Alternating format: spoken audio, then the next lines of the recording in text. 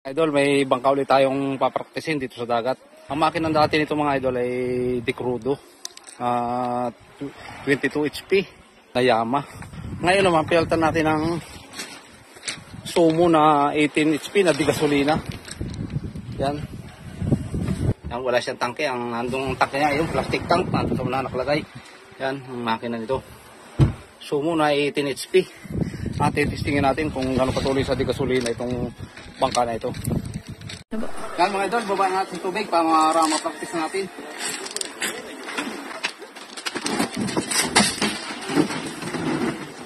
Dara natin mga idol, itong makina ng Sumo.